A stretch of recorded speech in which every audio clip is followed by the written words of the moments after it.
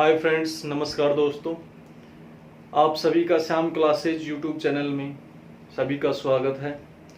पिछली क्लास में अपन ने बात करी थी बैक्टीरिया की। आज का जो अपना टॉपिक रहेगा वो एल्गी या शैवाल। शैवाल शब्द जो सर्वप्रथम दिया गया था वो किसने दिया था? कैरोलस लीनियस ने।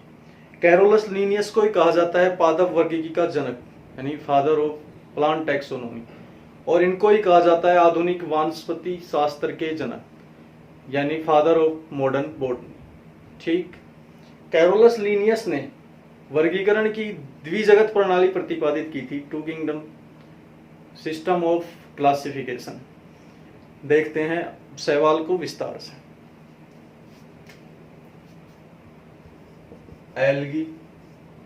एल्गी या शैवाल। तो एल्गी या जो शैवाल शब्द सर्वप्रथम दिया था वो दिया था कैरोलस लीनियस ने।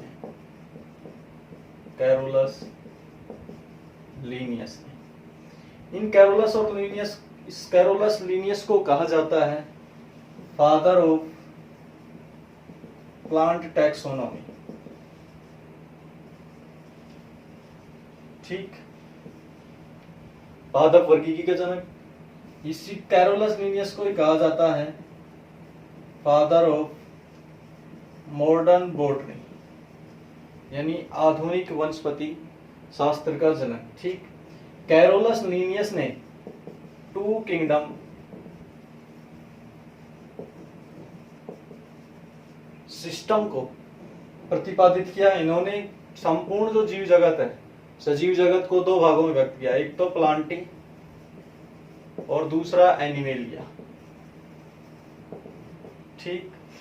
उसके बाद में आता है शैवालों का अध्ययन। तो शैवालों का अध्ययन क्या कहलाता है? वनस्पति विज्ञान की वह शाखा जिसके अंतर्गत शैवालों का अध्ययन किया जाता है कहलाती है एल्गोलॉजी या फाइकोलॉजी। तो शैवालों का जो अध्ययन है वो कहलाता है एल्गोलॉजी एंड फाइकोलॉजी। ये एल्गो और फाइको, यानी एल्गो एंड फाइको दोनों शब्द हैं किससे लिए गए हैं? सीवीड्स, यानी समुद्री खरपतवार से लिए गए। समुद्री खरपतवार। ठीक। फिर उसके बाद में शैवालों का अध्ययन क्या कहलाता है? Algology phycology. अब इसके जनक कौन है? यानी फादर ऑफ फाइकोलॉजी वो है एफ.ई. फ्रिस। ठीक। उसके बाद में भारतीय शैवाल विज्ञान के जनक, यानी फादर ऑफ इंडियन फाइकोलॉजी वो कौन है? एम.ओ.पी. आयंगर। एम.ओ.पी. आयंगर। ठीक। तो शैवाल फिर क्या होते हैं? शैवाल पर्णहरित युक्त। शैवाल जो होते हैं वो क्या होते हैं? पर्णहरित युक्त स्वयपोषी पादप होते हैं। ठीक। शैवाल पर्णहरित युक्त स्वयपोषी पादप होते हैं। इनमें संवहन तंत्र यानी वेस्कुलर सिस्टम का क्या होता है? अभाव होता है, एब्सेंट होता है, तथा इनमें कोशिका विभेदन भी नहीं होता। ठीक। उसके बाद में देखते हैं शैवालों के सामान्य लक्षण।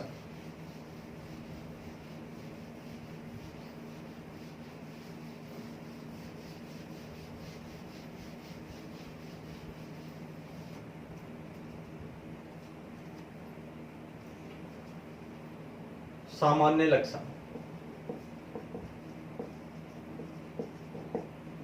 Journal characters. तो शैवाल मुख्यतः क्या होते हैं? जलीय होते हैं। मुख्यतः जलीय होते हैं। ये लवणीय, अलवणीय, बर्फ तथा नम स्थानों पर पाए जाते हैं। ठीक। लवणीय जल कौन सा? जैसे नदी तालाबों का जो जल होता है, नदी तालाबों नहीं, सॉरी, लवणीय जो जल होता है वो समुद्री जल होता है।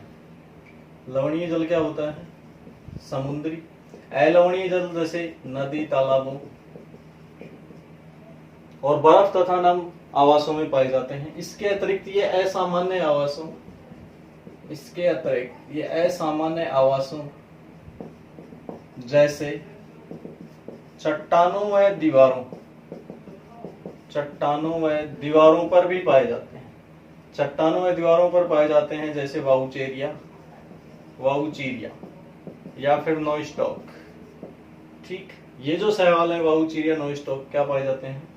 असामान्य आवासों, एबनॉर्मल हैबिटेट्स में पाए जाते हैं, जैसे चट्टानों व दीवारों पर। ठीक, उसके बाद में अगला पॉइंट, शैवाल का जो पादप शरीर होता है वो क्या होता है? थैलस। अब ये थैलस क्या होता है? थैलस क्या होता है? अविभेदित पादप शरीर को थैलस कहा जाता है। अविभेदित पादप शरीर क्या कहलाता है? थैलस कहलाता है। मतलब इसमें जड़ तना पत्ती का क्या नहीं पाया जाता? डिफरेंशिएशन या विभेदन नहीं पाया जाता। ठीक, उसके बाद में शैवालों की जो कोशिका भित्ति होती है, शैवालों की कोशिका भित्ति वो किसकी बनी होती है? सेलुलोज एंड पैक्टिन की बनी होती है। सेलुलोज एंड पैक्टिन की बनी होती है। जबकि जो भूरी शैवाल होती है, भूरी शैवाल, उनकी जो कोशिका भित्ति किसकी बनी होती है? एल्जीनिक अम्ल व फ्यूसिनिक अम्ल की बनी होती है। फ्यूसिनिक अम्ल की बनी होती है। तथा जो लाल शैवाल होते हैं, यानी रोडोफाइसी तो लाल शैवालों की जो कोशिका भित्ति होती है वो सेलुलोज तथा पैक्टिन के साथ साथ उनमें क्या पाया जाता है? पॉलीसल्फेट एस्टर भी पाया जाता है। ये हो गई शैवालों की कोशिका भित्ति। अगला पॉइंट, अगला जो सामान्य लक्षण इसका,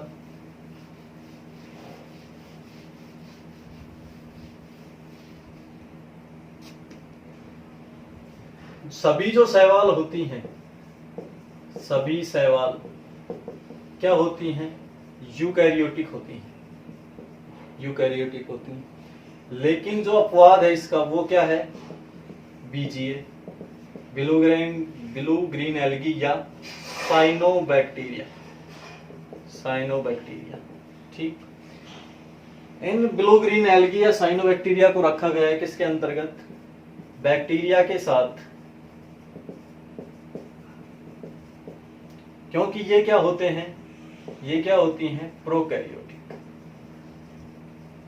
ठीक, तो इनको किसके साथ रखा गया है? बैक्टीरिया के साथ। उसके बाद में अगला पॉइंट, शैवाल जो होता है,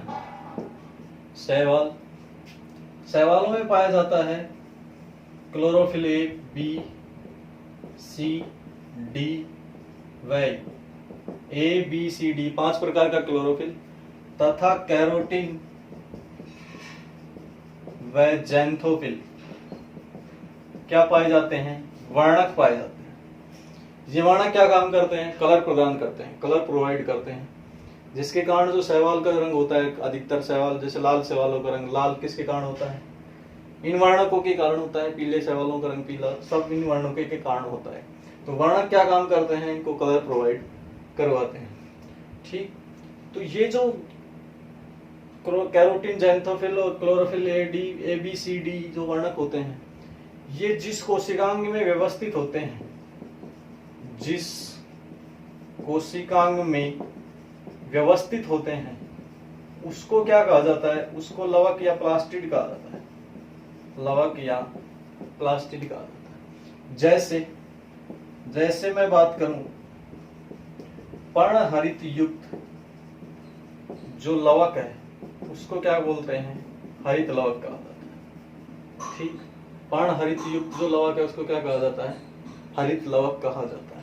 ठीक, उसके बाद में नेक्स्ट पॉइंट, शैवालों में जो कसाबिकाएं होती हैं, कसाबिकाएं, वो लाल शैवाल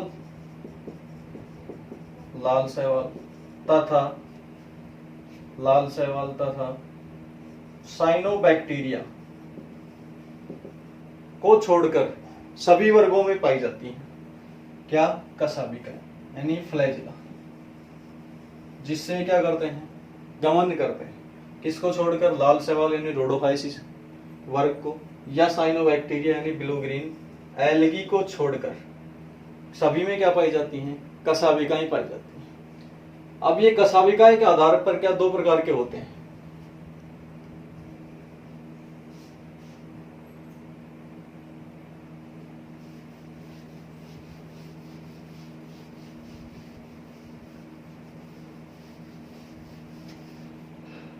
कसाबिकाओं के आधार पर दो प्रकार के।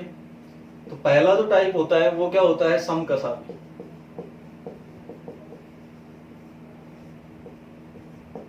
नाम से स्पष्ट है, जिन शैवालों में क्या पाई जाती हैं? सारी कसाबिकाएं एक समान आकार की होती हैं, क्या कहलाते हैं? समकसाबी। दूसरा विषमकसाबी, अर्थात इनमें जो कसाबिकाएं होती हैं वो क्या होती हैं? छोटी बड़ी होती हैं, असमान प्रकार की होती हैं। उसके बाद में अगला पॉइंट, शैवालों में जो संचित खाद्य पदार्थ होता है, संचित खाद्य पदार्थ वो क्या होता है? स्टार्च यानी मंड, या इसको क्या बोलते हैं? एमाइलम भी कहा जाता है। एमाइलम, एमाइलम भी कहा जाता है। ये स्टार्च क्या होता है? स्टार्च जो होता है ये पॉलीसैकेराइड होता है। और पॉलीसैकेराइड किसका टाइप है? कार्बोहाइड्रेट का, कार्बोहाइड्रेट। ठीक, तो स्टार्च क्या पाया जाता है? संचित खाद्य पदार्थ, इसमें शैवालों में। जो अधिकांश जो शैवाल होते हैं वो स्टार्च या एमाइलम को किसके? एनर्जी सोर्स के रूप में क्या करते हैं? प्रोड्यूस करते हैं। यानी दिस पॉलीसैकेराइड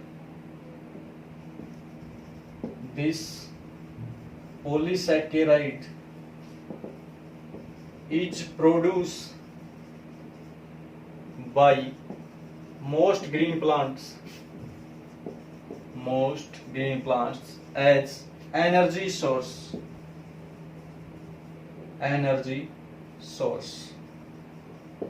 मतलब अधिकतर जो हरे पादप होते हैं वो पॉलीसैकेराइड को क्या करते हैं? एनर्जी सोर्स यानी ऊर्जा स्रोत के रूप में क्या करते हैं? उत्पन्न करते हैं। ठीक, ये हो गया इसमें संचित खाद्य पदार्थ। उसके बाद में आता है शैवालों में जनन। शैवालों में जो जनन होता है वो तीन प्रकार से होता है। एक तो कायिक, दूसरा अलैंगिक, तीसरा लैंगिक। ठीक,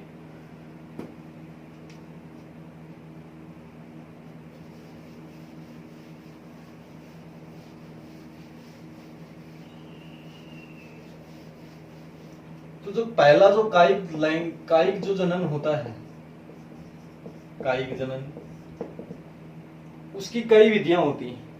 ये जो कायिक जनन होता है इसके द्वारा शैवालों में क्या होती है? संख्या में वृद्धि होती है। और इसकी क्या होती है? कई विधियां होती हैं। जैसे पहली विधि आती है जैसे खंडन, दूसरी विधि आती है विखंडन, तीसरी विधि आती है इसमें मुकुलन, चौथी विधि आती है इसमें होर्मोगोनिया द्वारा, होर्मोगोनिया, पांचवी जो विधि आती है वो किसके द्वारा? खंडन, विखंडन, मुकुलन, होर्मोगोनिया द्वारा। पांचवी जो विधि आती है वो कंद यानी ट्यूबर द्वारा। इस प्रकार से इसमें क्या होता है? कायिक जनन। जैसे खंडन विधि द्वारा कौन से शैवाल में होता है? यूलोथ्रिक्स, ये एक तंतुनुमा शैवाल होता है, फिलामेंटस एल्गी। ठीक, विखंडन द्वारा किसमें होता है? डेस्मिड्स में। मुकुलन द्वारा, बडिंग या मुकुलन द्वारा किसमें? प्रोटोसाइफोन में। ठीक, हार्मोगोनिया द्वारा किसमें? ब्लू ग्रीन एल्गी में, साइनोबैक्टीरिया में। कंद या ट्यूबर द्वारा किसमें होता है? कारा में। ये हो गया कायिक जनन की विधियां। ठीक, ये अपने चल रहे हैं सामान्य लक्षण। उसके बाद इसमें दूसरा आता है अलैंगिक जनन।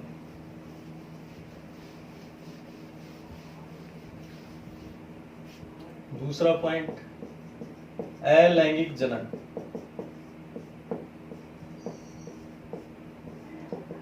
अलैंगिक जो जनन होता है वो चल तथा अचल बीजाणुओं द्वारा होता है। जैसे फर्स्ट चल बीजाणुओं द्वारा,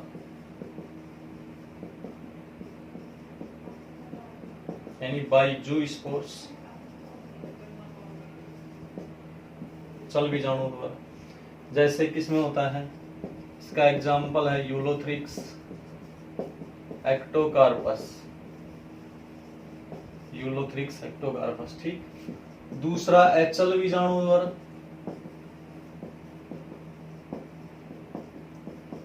यानी एप्लेनोस्पोर्स। ठीक। इसका एग्जाम्पल है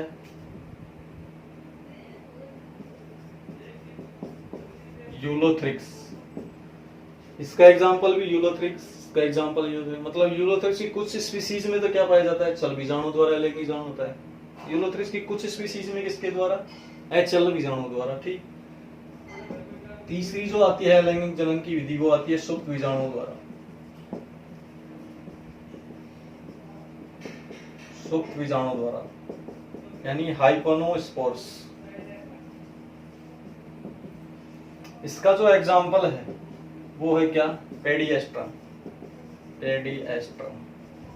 ठीक। उसके बाद में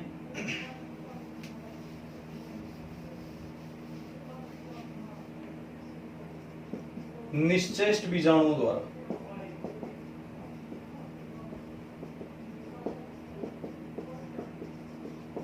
यानी एकाइनेट्स। इनके द्वारा जो होता है वो क्या होता है, यूलोथ्रिक्स की कुछ स्पीसीज में क्या होता है, निश्चेष्ट बीजाणु द्वारा अलैंगिक जनन होता है। अब तीसरा बात करते हैं अपन लैंगिक जनन की।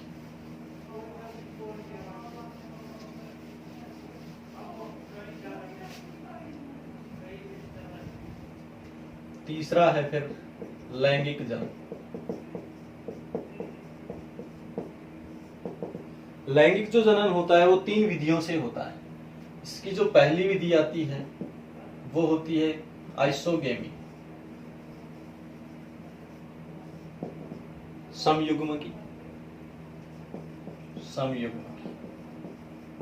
अर्थात इसमें युग्मक क्या होते हैं, समान होते हैं। यानी जो दोनों युग्मक होते हैं, दोनों युग्मक कौन से, नर तथा मादा, दोनों युग्मक क्या होते हैं, समान होते हैं, तथा क्या होते हैं, गतिशील होते हैं, यानी चल होते हैं, मोटाइल प्रकार के, मोटाइल। ठीक। उसके बाद में दूसरी जो विधि आती है वो क्या आती है, एनाइसोगेमी। एनाइसोगेमी में जो दोनों युग्मक होते हैं वो क्या होते हैं, नाम से स्पष्ट है, दोनों जो युग्मक होते हैं वो क्या होते हैं, असमान होते हैं, तथा क्या होते हैं, चल होते हैं, यानी मोटाइल। ठीक। उसके बाद में इसकी जो तीसरी विधि आती है वो आती है ऊगेमी, ऊगेमी। ठीक। ऊगेमी में क्या होते हैं, नर युग्मक तो क्या होता है, नर युग्मक चल, जबकि मादा युग्मक क्या होता है, जबकि मादा युग्मक अचल प्रकार का होता है। ठीक। और दोनों युग्मक क्या होते हैं, असमान होते हैं। 3 प्रकार का क्या हो गया, जनन।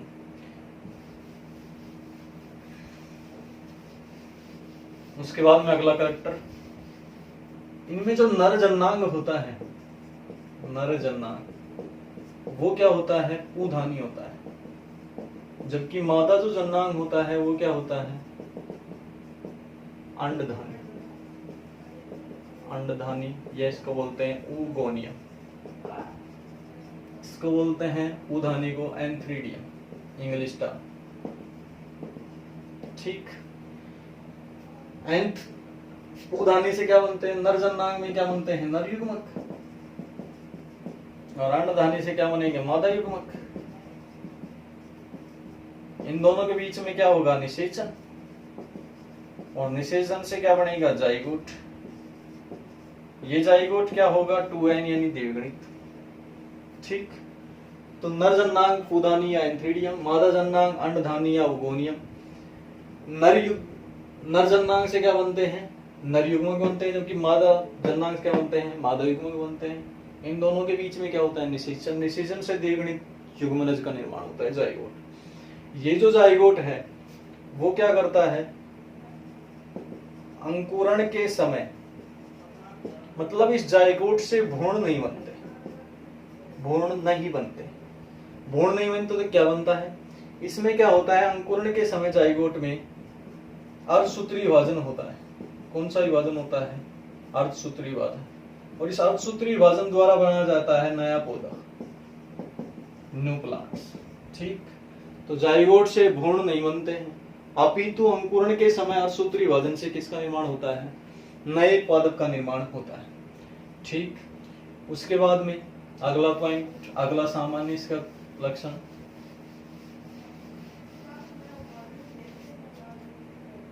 जो शैवाल का अगला जो लक्षण है वो क्या पाया जाता है? इनमें अस्पष्ट पीडी एकांतरण पाया जाता है। अस्पष्ट पीडी एकांतरण।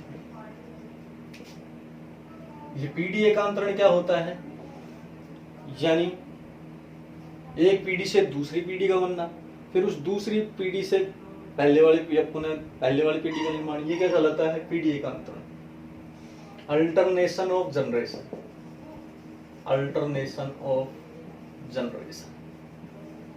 ठीक, तो शैवाल में दो प्रकार की पीढ़ी पाई जाती है। किसी दो प्रकार की। पहली जो पीढ़ी होती है वो क्या होती है? प्रभावी, प्रभावी तथा दीर्घजीवी पीढ़ी। ये होती है गैमेटोफाइट, यानी युग्मकोद्भिद।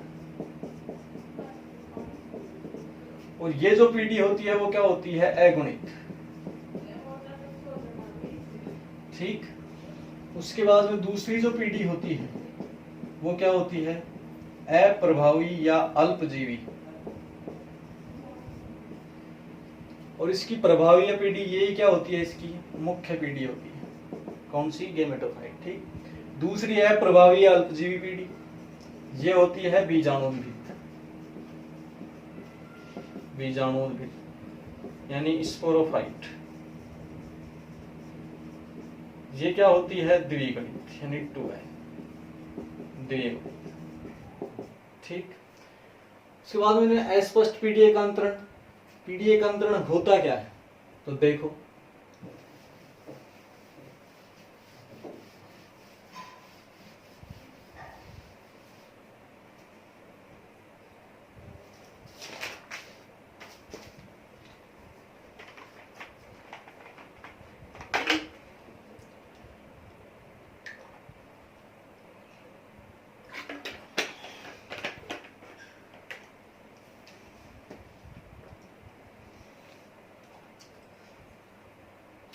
शैवालों में जो मुख्य पीढ़ी होती है वो अभी मैंने बताई, गैमेटोफाइट।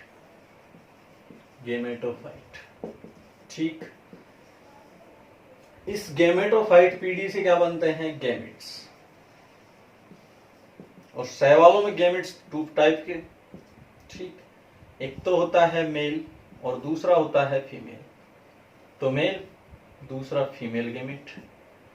ठीक, अब इन दोनों में अपन ने बताया क्या होता है? फर्टिलाइजेशन। फर्टिलाइजेशन से क्या बनता है? अभी आपने बताया जाइगोट। जाइगोट क्या होता है? द्विगुणित, 2 है। ठीक, इस जाइगोट में होता है फिर जर्मिनेशन।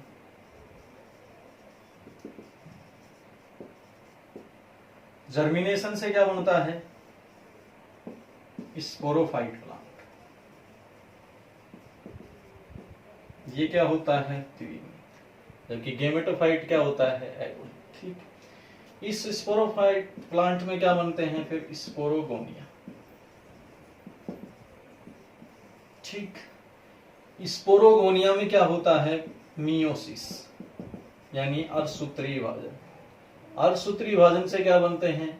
स्पोर्स, बीजाणु।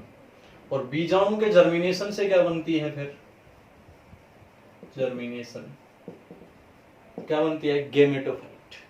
तो ये कहलाती है पीडीए का अंतर। गैमेटोफाइट से स्पोरोफाइट करें, स्पोरोफाइट से वापस गैमेटोफाइट करें, ये कहलाता है alternation of generation, alternation of generation, PDA का अंतर। ठीक, जो कि सवालों में क्या होता है, अस्पष्ट प्रकार का होता है। ठीक,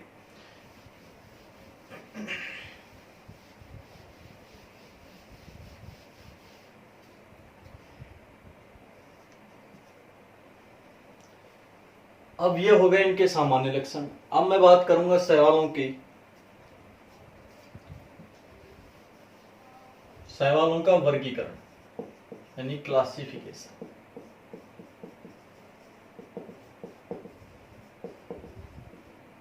क्लासिफिकेशन, ठीक, वर्गीकरण। तो ये जो शैवाल हैं इनको सर्वप्रथम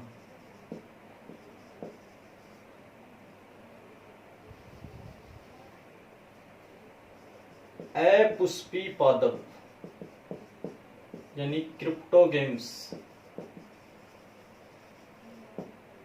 क्रिप्टोगेम्स में किसने रखा, कैरोलस नीलियस ने।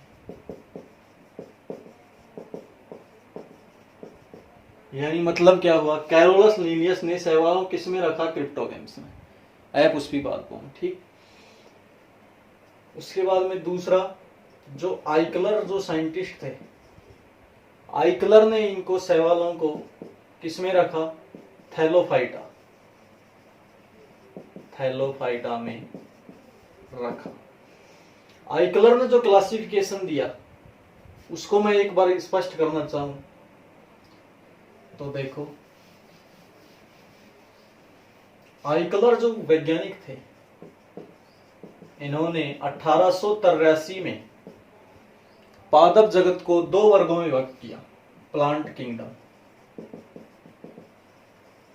पादप जगत, इसको 2 वर्गों में डिवाइड किया। पहला इन्होंने जो वर्ग रखा वो रखा क्रिप्टोगेम्स, क्रिप्टोगेम्स। दूसरा इन्होंने जो वर्ग रखा वो रखा फिनेरोगेम्स, फिनेरोगेम्स। क्रिप्टोगेम्स मतलब पुष्प, फल व बीज नहीं बनते थे। ठीक, इसमें क्या किसका निर्माण होता था, पुष्प, फल व बीजों का क्या होता था, निर्माण होता था। ठीक, क्रिप्टोगेम्स को भी 2 वर्गों में डिवाइड कर दिया। पहला आता है इसके अंतर्गत लोअर क्रिप्टोगेम्स,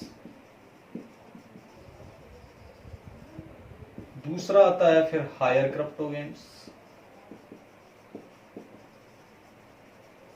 ठीक, इस लोअर क्रिप्टोगेम्स में रखा किसको, थैलोफाइटा,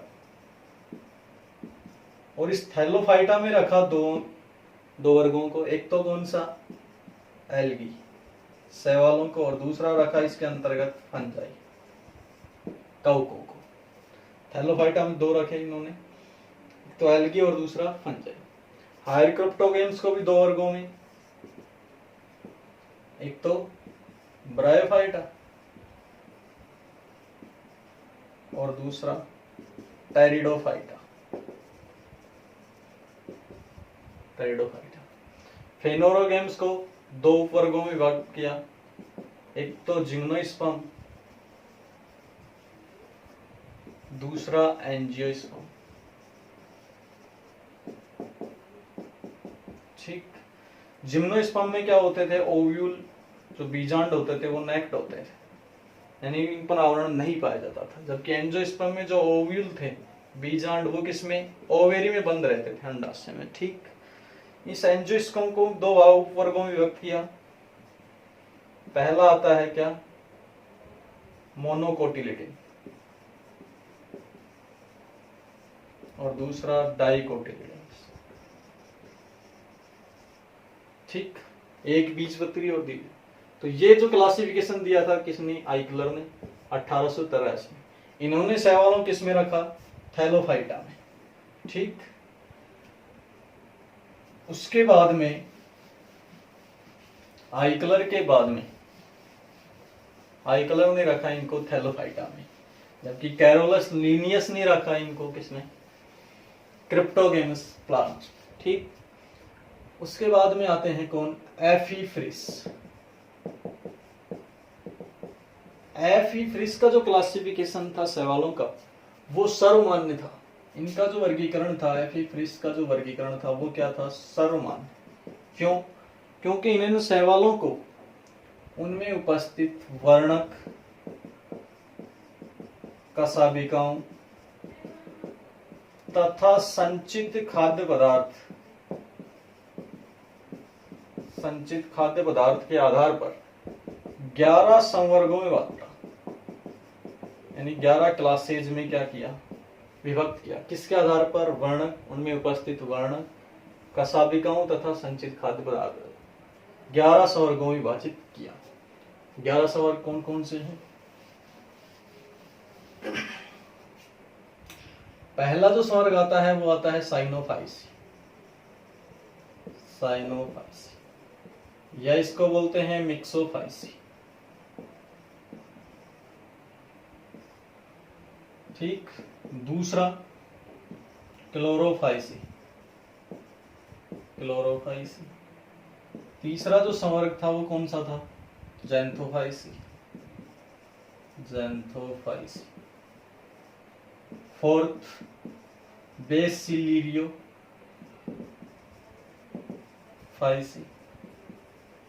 ठीक, पांचवा जो संवर्ग था वो कौन सा था, फियोफाइसी। छठा जो था वो कौन था, रोडोफाइसी, लाल शैवाल। ठीक, उसके बाद में सातवां जो था वो कौन था, क्राइसोफाइसी। आठवां क्रिप्टोफाइसी। नौवां डाइनोफाइसी। 10वां क्लोरोमोनेडनी। ठीक, और 11 जो संवर्ग था वो था युगलिनी। ठीक, इसके जो मुख्य जो अधिकतर जो सदस्य थे वो 6 थे, यानी शैवालों के प्रमुख जो समूह अधिकतर जो सदस्य थे वो ये 6 थे। क्रायोफाइसी का जो अगर एग्जाम्पल देखूं तो इसका जो एग्जाम्पल था वो था क्रिप्टोफोरा। कुछ ही सदस्य पाए गए थे। ठीक, मोस्टली तो 6। क्रायोफाइसी का एग्जाम्पल क्रिप्टोफोरा, क्रिप्टोफाइसी का एग्जाम्पल क्रिप्टोमोनास। ठीक, डाइनोफाइसी का एग्जाम्पल डाइनोफाइसी का जो एग्जाम्पल था वो था डेस्मोकैप्सा।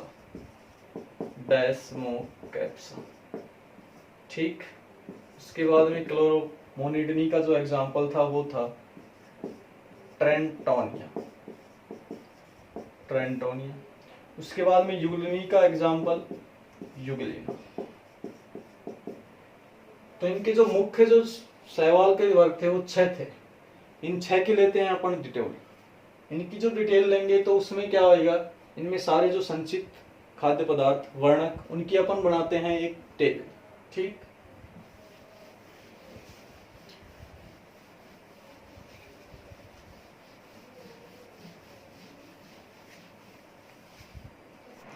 अब मैं बात करता हूं इसकी टेबल की। तो टेबल 6 सदस्य हैं, प्रमुख सदस्य। उनमें कलर, वर्णक, संचित भोज्य पदार्थ, फ्लैजिला, लैंगिक जनन और उनके एग्जाम्पल। इस प्रकार से हमने टेबल बनाई है। सबसे पहले मैं बात करूंगा साइनोफाइसी या मिक्सोफाइसी की। ठीक, इसका जो कलर होता है वो कैसा होता है, ब्लू ग्रीन होता है, नीला हरा। इसमें जो वर्णक पाया जाता है क्लोरोफिल ए पाया जाता है, तथा सहायक वर्णक क्या पाया जाता है, फाइकोब्लिन्स। ठीक, रिजर्व फूड संचित भोज्य पदार्थ क्या पाया जाता है, स्टार्च, जिसको बोलते हैं साइनोफाइसिन पाए जाने कण, साइनोफाइसिन स्टार्च। ठीक, फ्लैजिला क्या होती है, एब्सेंट। इसमें जो लैंगिक जनन होता है वो क्या होता है, एब्सेंट। एग्जाम्पल है नो स्टॉक, कोशिलेटोर या एनाबीना। ठीक, उसके बाद में दूसरा आता है क्लोरोफाइल्स।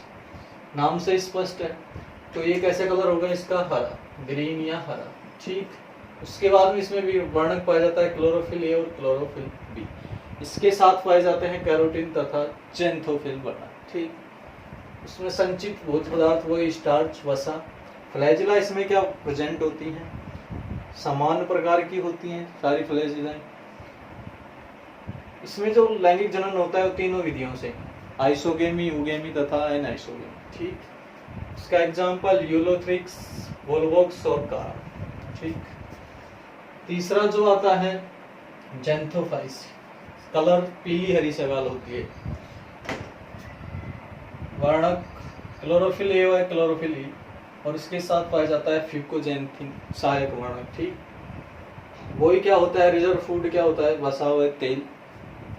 इसमें जो फ्लैजिला होती हैं वो प्रेजेंट होती हैं, उपस्थित होती हैं तथा क्या होती हैं, छोटी बड़ी होती हैं, यानी असमान प्रकार की। इसमें जो लैंगिक जनन होता है किसके द्वारा, आइसोगेमी विधि द्वारा। ठीक, एग्जाम्पल माइक्रोस्कोप। फिर फोर्थ है बेस्टेरियोफाइट्स। इसका जो कलर होता है पीली भूरी शैवाल होती है, वर्णक chlorophyll A and C, reserve food वही क्या, वसा। तथा जो इसमें फ्लैजिला होती है कुछ जातियों में क्या होती है, अस्पष्ट होती है, लैंगिक जनन यूगेमी, और एग्जाम्पल डाइटम शैवाल। ठीक, इसके बाद में अगली जो क्लास है 5 वो है फियोफाइसी, भूरी शैवाल, क्लोरोफिल ए और सी, वर्णक उपस्थित। इसमें जो रिजर्व फूड होता है वो भी क्या होता है, स्टार्च होता है। लेमिनेरिया में क्या पाई जाती है, लेमिनेरियन स्टार्च। ठीक, उसके बाद में इसमें प्रेजेंट होती हैं फ्लैजिला और असमान प्रकार की, यानी छोटी बड़ी। इसके बाद में तीनों विधियों से लैंगिक जनन होता है, एनाइसोगेमी, यूगेमी और आइसोगेमी। इनकी बात अपन कर चुके हैं। एग्जाम्पल लेमिनेरिया और एक्टोकार्पस। ठीक, उसके बाद में रोडोफाइसी, लाल शैवाल, लाल कलर लाल हो गया, वर्णक क्लोरोफिल ए और क्लोरोफिल डी, इसके साथ फाइकोब्लेंस भी सहायक वर्णक के रूप में। उसके बाद में इनमें भी क्या पाया जाता है, रिजर्व फूड, स्टार्च। फ्लैजिला क्या होती हैं, एब्सेंट होती हैं। ये मैंने पहले ही बोल दी थी सामान्य लक्षणों में कि लाल शैवाल और ब्लू ग्रीन एल्बुमिन में क्या होंगी, फ्लैजिला एब्सेंट होंगी। ठीक, उसके बाद में इसमें लैंगिक जनन यूगेमी द्वारा। एग्जाम्पल है पॉलीसाइफोनिया और पोरफायरा शैवाल। इसके बाद में बात करते हैं अपन शैवालों का आर्थिक महत्व।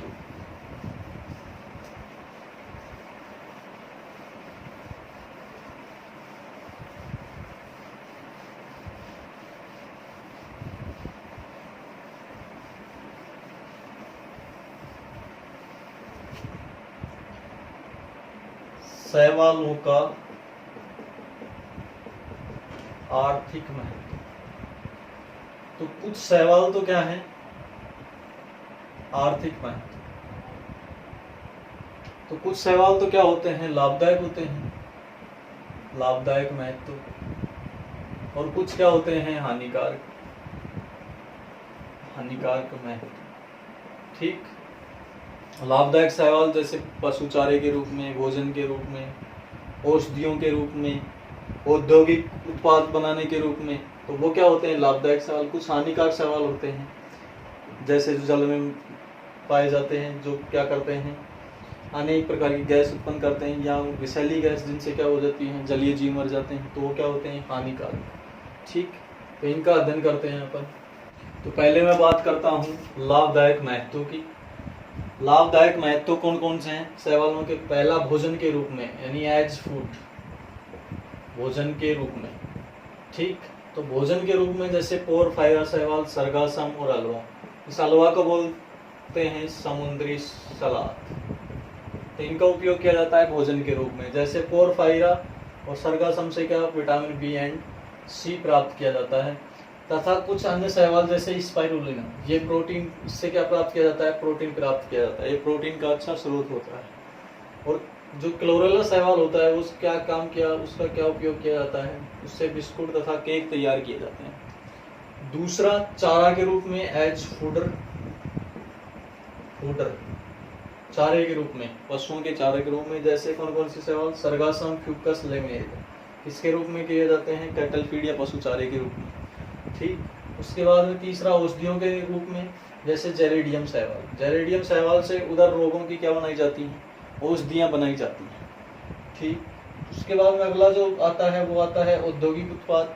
शैवालों से अनेक औद्योगिक उत्पाद बनाए जाते हैं, जैसे एगार एगार शैवालों से बनाया जाता है। यह जो एगार होता है वो क्या काम, किस काम में आता है, कल्चर मीडिया यानी संवर्धन माध्यम तैयार करने के काम आता है। रिसर्च में जो संवर्धन माध्यम तैयार करते हैं, कल्चर मीडिया तैयार करते हैं, तो उसमें किसका उपयोग किया जाता है, एगार के। ये एगार क्या होता है, जेली सदृश पदार्थ होता है। ठीक, दूसरा एल्जिनेट्स क्या होते हैं, आविष पदार्थ होते हैं। ठीक, इनसे क्या तैयार किया जाता है, कॉस्मेटिक्स यानी सौंदर्य प्रसाधन के सामान तैयार किए जाते हैं, और कागज निर्माण किया जाता है, तथा आइसक्रीम में पनीर बनाने में किसका उपयोग किया जाता है, एल्जिनेट्स का, जो किससे प्राप्त होते हैं, शैवालों से। उसके बाद में तीसरा आयोडीन। भूरी शैवाल जैसे लेमिनेरिया फ्यूकस से क्या प्राप्त किया जाता है, आयोडीन प्राप्त किया जाता है। उसके बाद में अन्य औद्योगिक महत्व, तो उसमें क्या, शैवालों से प्राप्त जो जिलेटिन है, जिलेटिन का उपयोग किसमें, कॉस्मेटिक बनाने में, सौंदर्य प्रसाधनों के सामान बनाने में, जैसे क्रीम पाउडर जितने भी जो आते हैं वो सारे कॉस्मेटिक्स बनाने में किसका उपयोग किया जाता है, जिलेटिन का उपयोग किया जाता है। ये जिलेटिन किससे प्राप्त होता है, शैवालों से। ठीक, उसके बाद में कृषि में उपयोग, एग्रीकल्चर में जैसे आपने ये जो ब्लू ग्रीन एल्गी, नील हरित शैवाल, साइनोबैक्टीरिया।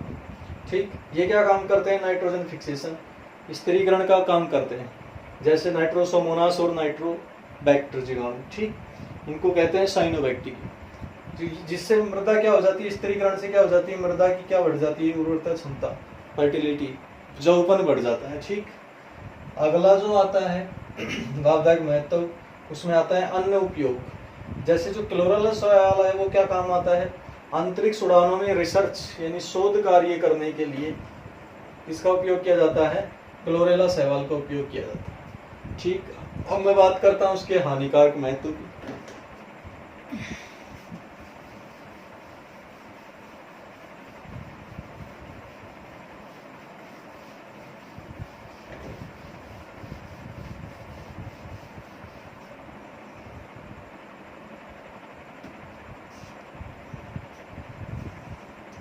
हानिकारक, दूसरा है हानिकारक महत्व।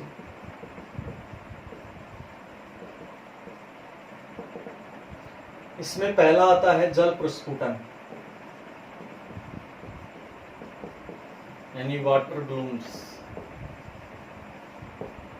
ये जल प्रस्फुटन या वाटर ब्लूम्स क्या होता है, अधिकांश जो शैवाल होती हैं जो जल में पाई जाती हैं, जैसे जल में उपस्थित जो शैवाल होती है अधिकांश, जैसे माइक्रोसिस्टिस हो गया, जी क्या, इनकी कुछ जो जातियां होती हैं वो क्या हो जाती हैं, अत्यधिक संख्या में बढ़ जाती हैं, जल में अत्यधिक संख्या में बढ़ जाती हैं। अत्यधिक संख्या में बढ़ जाने के कारण क्या हो जाती है, अन्य जो जीव होते हैं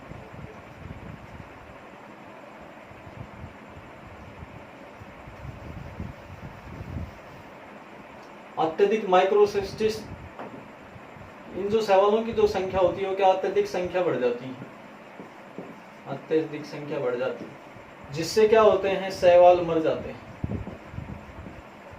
शैवाल क्या हो जाते हैं, मर जाते हैं। शैवालों के मरने से क्या हो जाता है, शैवालों के मरने से जो जल होता है वो क्या हो जाता है, दूषित हो जाता है। अब ये जल दूषित हो जाता है तो फिर उससे क्या होगी, जल दूषित होने से जल में क्या हो जाएगी, ऑक्सीजन की कमी, जल में क्या हो जाएगी, ऑक्सीजन की कमी। ठीक, अब जब जल में ऑक्सीजन की कमी हो जाएगी तो जो अन्य जलीय जीव हैं, अन्य जलीय जीव वो क्या हो जाएंगे, मर जाएंगे। इसको कहा जाता है क्या, जल प्रस्फुटन या वाटर ब्लॉक्स। दोबारा से देखो, तो जल में उपस्थित जो कुछ शैवाल होती है जैसे माइक्रोसिस्टिस, तो उनकी क्या बढ़ जाती है, संख्या अत्यधिक बढ़ जाती है, जिससे क्या हो जाते हैं, शैवाल मर जाते हैं। मर जाने से जल क्या हो जाता है, दूषित होने के कारण जल में क्या हो जाती है, ऑक्सीजन की कमी, जिससे अन्य जलीय जीव क्या हो जाते हैं, मर जाते हैं। तो ये कहलाता है जल प्रस्फुटन या वाटर ब्लूम्स। ठीक, दूसरा जो इसका आता है वो आता है मछलियों की मृत्यु। मछलियों की मृत्यु, डेथ ऑफ फिशेज। मछलियों की मृत्यु कैसे होती है? अभी मैंने बताया, जैसे माइक्रोसिस्टिस तथा वाउचीरिया जैसे शैवालों की क्या बढ़ जाती है, संख्या बढ़ जाती है। शैवालों की संख्या बढ़ जाती है। संख्या बढ़ने जाने से जल में क्या हो जाती है, ऑक्सीजन की कमी। ऑक्सीजन की कमी होने से क्या हो जाती है, मछलियों की क्या हो जाती है, मृत्यु। ठीक। तीसरा जो हानिकारक महत्व आता है वो अन्य। कुछ शैवाल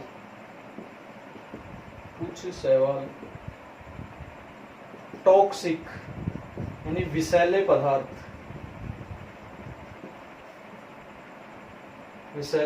उत्पन्न करते हैं।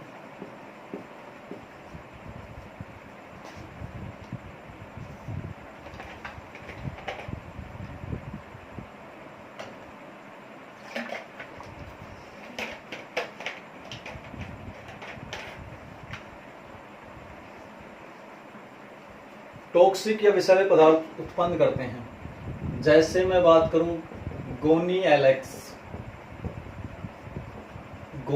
एलेक्स शैवाल से स्रावित जो विष होता है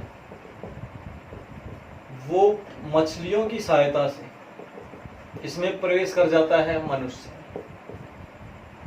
जब ये मनुष्य में प्रवेश कर जाता है तो मनुष्य के जो हाथ पैर वो क्या हो जाते हैं, शून्य हो जाते हैं। इसको बोलते हैं लकवा। तो क्या उत्पन्न कर देता है, लकवा पैरालिसिस डिजीज उत्पन्न कर देता है। कौन सा विष? गोनी एलेक्स शैवाल से जो स्रावित विष होता है, टॉक्सिक होता है, वो क्या कर देता है, मनुष्य किसका सेवन कर लेता है, मछलियों का, जिनमें क्या उपस्थित होता है, टॉक्सिक या विष उपस्थित होता है। फिर ये क्या मनुष्य में क्या कर देता है, हाथ पैरों को शून्य कर देता है। इस रोग को बोलते हैं लकवा पैरालिसिस। तो ये हुए इनके क्या आर्थिक महत्व। अब कुछ इंपॉर्टेंट पॉइंट्स।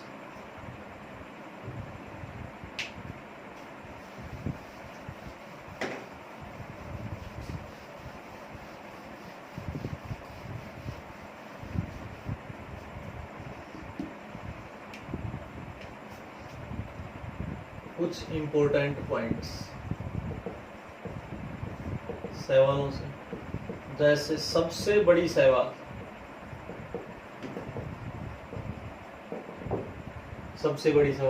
वो होती है मैक्रोसिस्टिस फियोफाइसी यानी बुरी शैवाल। ठीक। इसके बाद में सबसे छोटी शैवाल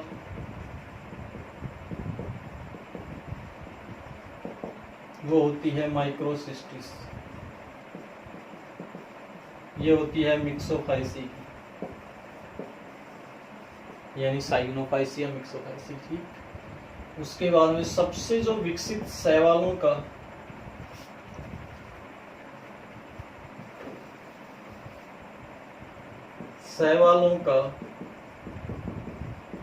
सबसे विकसित वर्ग वो कौन है, रोडोफाइसी, लाल शैवाल।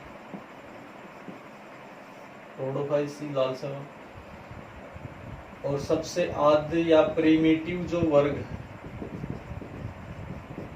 वो कौन सा है, मिक्सोफाइसी।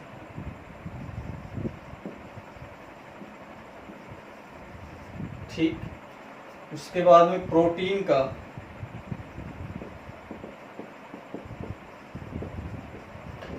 सबसे अच्छा स्रोत स्पाइरुलिना शैवाल।